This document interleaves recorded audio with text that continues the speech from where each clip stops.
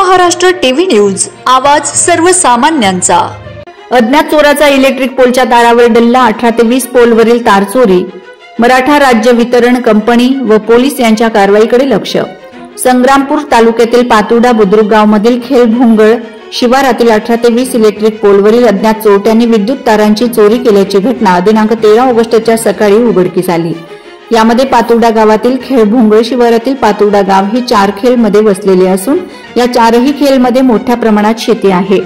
या परिसरातील नागरिकांची उपजीविका शेतीवर अवलंबून आहे। मागील 15 दिवसांपासून पाऊस न पडल्यामुळे शेतीला पाण्याची अत्यंत गरज आहे। या परिसरात सोयाबीन, तूर, कपाशी, मक्का असे पिके पेरलेले आहेत।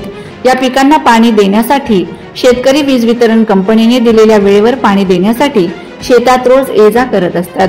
खेळभोंगळ शिवारात दिनांक 12 जून सायंकाळपर्यंत शेतकरी शेतात आपली कामं करून घरी आलेत। दुसऱ्या दिवशी त्या परिसरातील शेतकरी शेतात गेले असता खेळभोंगळमधील शेत शिवारातील शंकर बोपले गट नंबर 108 व सुनील अशोक इंगळे गट नंबर 110च्या बांधावर तायडे डीपीवरील दोन्ही साइड सर्वचे 18 ते 20 सिमेंट पोलवरील विद्युत तार अज्ञात चोरट्याने कापून लंपास केली। रात्रीची वीज नसल्याचा फायदा त्या अज्ञात चोराने घेतला। वीज वितरण कंपनीच्या मालमत्तेवर मोठ्या प्रमाणात डल्ला मारला गेला। वीज वितरण कंपनीचे लाखो रुपयांचे तार चोरीला गेलेत।